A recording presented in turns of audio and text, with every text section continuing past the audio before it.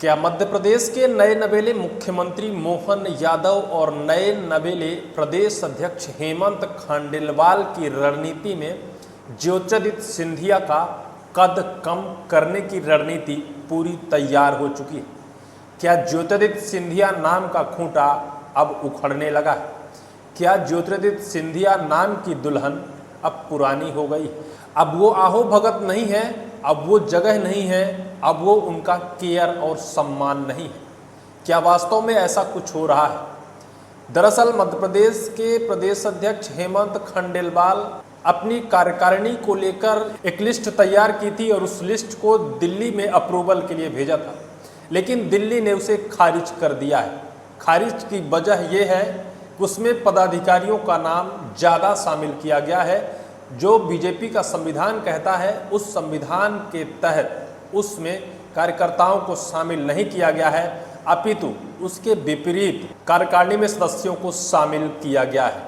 इसके बाद भी यह खबर निकल कर आई थी, इसके बाद भी बीजेपी के जो प्रदेश अध्यक्ष हैं हेमंत खंडेलवाल की टीम ने उसे अपडेट कर दिया था और कुछ महज 2 से 4 सदस्यों का नाम कम कर दिया था, लेकिन तब भी दिल्ली की बीजेपी ने उसे अप्रूव्ड नहीं दिया, फिर से उसे खारिज कर दिया और फिर से वापस कर दिया है अपडेट करने को लेकर। अब खबर ये निकल कर आ रही है कि मध्य प्रदेश में पहले से मोहन की टीम में सिंधिया समर्थकों को जगह नहीं मिली। जगह इस वजह से नहीं मिली कि सिंधिया के समर्थक महज 3 ही कैबिनेट के मंत्री गोविंद सिंह राजपूत, तुलसी सिलावट और प्रद्युम्न सिंह तोमर, सिर्फ 3 ही कैबिनेट में मंत्रियों को जगह मिली। वहीं एक तरफ ये भी खबर आ रही है कि ज्योतिरादित्य सिंधिया का जो गढ़ है ग्वालियर, वहाँ विकास को लेकर भी बीजेपी ध्यान नहीं दे रही है, क्योंकि इससे पहले जो प्रद्युम्न सिंह तोमर हैं वो कैबिनेट के बैठक में ही यह सवाल खड़ा कर दिए थे कि ग्वालियर के साथ भेदभाव किया जा रहा है, ग्वालियर का विकास गर्त में जा रहा है, ग्वालियर की तरफ ध्यान दिया जाए। प्रद्युम्न सिंह तोमर तो ज्योतिरादित्य सिंधिया के महल के दरवाजे में धरना देने की बात कह दी थी। उस समय यह चर्चा थी कि आखिर मध्य प्रदेश की राजनीति में होने क्या वाला है। अब तो यह अंदेशा लगाया जाने लगा है कि सिंधिया समर्थकों को एक तरफ मोहन और खंडेलवाल की टीम में शामिल नहीं किया जा रहा है, उनके नाम का खूंटा लगातार उखाड़ा जा रहा है, दूसरी तरफ सिंधिया का गढ़ ग्वालियर में विकास भी नहीं हो रहा है। यानी कुल मिलाकर अगर ये कहा जाए कि सिंधिया और सिंधिया नाम की दुल्हन क्या अब पुरानी हो गई है? क्या बीजेपी में सिंधिया नाम का जो सिक्का एक जमाने में चला करता था, जो एक जमाने में शिवराज सरकार में नए नवेले दुल्हन की तरह सिंधिया जिसको जहां बिठाना चाहें, जिसको जो पद देना चाहें वो सब कुछ कर सकते थे, वो जमाना था शिवराज सिंह चौहान के जमाने में। जितने कैबिनेट के मंत्रालय चाहिए, जितने भी कार्यकारिणी में उनके समर्थकों को शामिल करना हो, सब कुछ किया जाता था क्योंकि नए नवेले थे। लेकिन अब सिंधिया जी पुराने हो गए हैं। अब बीजेपी में नए नए मुख्यमंत्री और नए नए प्रदेश अध्यक्ष आ गए हैं और उनको बीजेपी आला कमान से निर्देशित किया गया है कि आप अपने स्तर पर मध्य प्रदेश में बीजेपी को चलाएं। क्या इसी तर्ज पर मध्य प्रदेश के मुख्यमंत्री और हेमंत खंडेलवाल की टीम में सिंधिया समर्थकों को जगह नहीं मिल रही है? आपकी मोबाइल स्क्रीन पर एक खबर चल रही है जिस पर साफ लिखा है कि दिल्ली ने हेमंत खंडेलवाल की लिस्ट को ठुकरा दिया है, वहीं सिंधिया खेमे को जगह भी शायद उनके इस कार्यकारिणी में कम मिलेगी। बीजेपी के अंदर की खबर है कि हेमंत खंडेलवाल की कार्यकारिणी में सदस्यों की संख्या 38 थी और उन 38 कार्यकारिणी सदस्यों की संख्या दिल्ली के लिए अप्रूवल के लिए गई थी, जिसमें से एक संगठन महामंत्री था, एक महामंत्री, 14 उपाध्यक्ष और 14 संगठन मंत्री। मध्य प्रदेश के शहरी विकास मंत्री कैलाश विजयवर्गीय के समर्थक भी हैं। नरेंद्र सिंह तोमर मध्य प्रदेश विधानसभा अध्यक्ष के समर्थक भी शामिल हैं।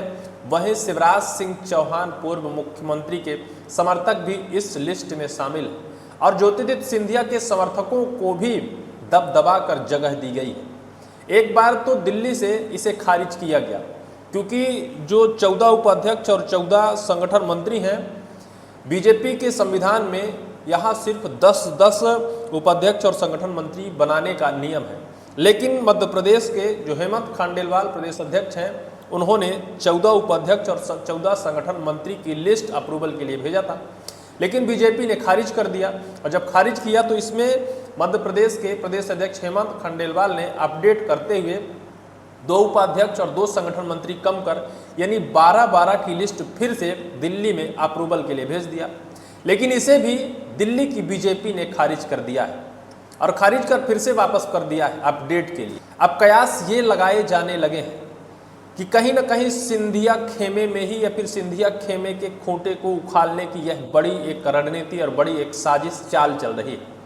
मध्य प्रदेश के मुख्यमंत्री मोहन यादव और हेमंत खंडेलवाल की बीजेपी के रथ में किसे जगह मिलेगी और किसे जगह नहीं मिलेगी, यह तो यही 2 महानुभूति तय कर सकते हैं। क्या कैलाश विजयवर्गीय के समर्थकों का नाम इस लिस्ट से गायब किया जा सकता है? क्या नरेंद्र सिंह तोमर के समर्थकों का नाम इस कार्यकारिणी की लिस्ट से गायब किया जा सकता है? क्या शिवराज सिंह चौहान को इग्नोर किया जा सकता है? और अगर इन तीनों महाविभूतियों का नाम इग्नोर नहीं किया जा सकता है तो फिर क्या सिंधिया का कद कम करने की पूरी तैयारी है या फिर सिंधिया अब पुरानी दुल्हन के रूप में दिखाई दे रहे हैं बीजेपी के सामने? क्या यही वजह है कि अब सिंधिया समर्थक या फिर सिंधिया खेमे में जिस तरह से अनदेखा किया जा रहा है बीजेपी के अंदर अब दबदबा सिंधिया का कम हो गया है? चाहे समर्थकों की बात हो, चाहे उनके गढ़ में विकास की बात हो, चाहे अब कार्यकारिणी में उनके समर्थकों को शामिल करने की बात हो, कहीं ना कहीं ये सवाल तो निकलता है कि आखिर सिंधिया को लेकर कैसे मुस्कुराकर हेमंत खंडेलवाल उनके समर्थकों का नाम गायब कर देंगे। क्योंकि जो लिस्ट अपडेट के लिए आई है हेमंत की कार्यकारिणी में जिनका नाम शामिल किया गया है उनमें से अभी और समर्थकों का नाम हटाना है। क्योंकि अगर इतने नाम रहे तो दिल्ली की बीजेपी इसे अप्रूव नहीं देगी, क्योंकि बीजेपी का संविधान या बीजेपी का नियम ऐसा नहीं कहता है। और ऐसा नहीं कहता है तो हेमंत खंडेलवाल की लिस्ट से और भी नाम हटाए जाने हैं जो कहीं ना कहीं कार्यकारिणी में जिनको शामिल करने की जद्दोजहद बीजेपी कर रही थी। अगर ऐसा है तो क्या सिंधिया खेमे के उन खूंटों को उखाड़ा जाएगा? क्या सिंधिया खेमे के उन समर्थकों का नाम इस लिस्ट से गायब किया जाएगा?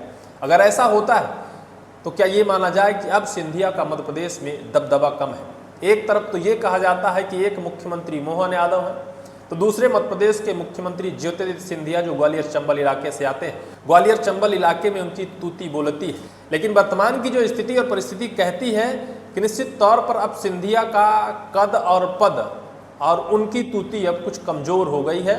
मोहन और हेमंत खंडेलवाल के इस बीजेपी के जहाज में उनका कद और उनका पद और उनकी कुर्सी अब थोड़ा छोटी हो गई है। देखना यह होगा कि किस तरह से इस पूरे विवाद को एडजस्टमेंट किया जाता है बीजेपी के अंदर, या फिर सिंधिया खेमे में जिस तरह से अभी से आलोचना अवहेलना की जाने लगी है, क्या सिंधिया खेमे में बगावत के सुर देखे जाएंगे? आने वाले वक्त पर ही देखना होगा। फिलहाल इस पूरी वीडियो को लेकर आपकी क्या राय है कमेंट सेक्शन पर कमेंट जरूर करिएगा।